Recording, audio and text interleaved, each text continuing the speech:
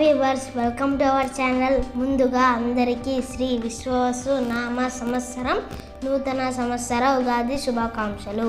ఈరోజు ఉగాది సందర్భంగా ఉగాది పచ్చడి చాలా సింపుల్గా ఎలా తయారు చేసుకోవాలో ఇప్పుడు చూద్దాం. దీనికి కావలసిన పదార్థాలు: వాల్నట్స్, ఉత్తత్తీలు, బాదం, గోడంబిలు, ద్రాక్ష, కర్బూజా మరియు పుచ్చకాయలు గింజలు, గసలు, పిస్తా, చక్కెర.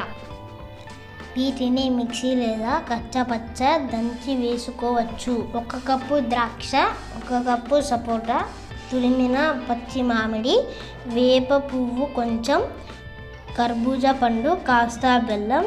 ఇవన్నీ కలిపి తయారు అయ్యేదే ఉగాది పచ్చడి. ఈరోజు మీకు ఒక చిన్న ప్రశ్న. దీనికి సరైన సమాధానం ఎంతమంది ఇస్తారో చూద్దాం. ప్రశ్న ఏమంటే, దేవుడు లేని పండుగ ఏదో కింద కామెంట్లో తెలియజేయండి.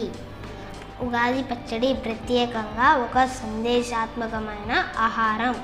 ఇందులో ఉండే వివిధ పదార్థాలు మన జీవితంలో ఉన్న అనేక అనుభవాలను సూచిస్తాయి.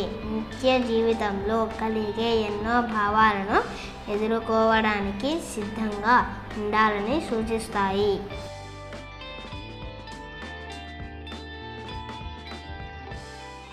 అందుకే మనము ఉగాది పచ్చడి ఉగాది రోజునే చేసుకుంటాము.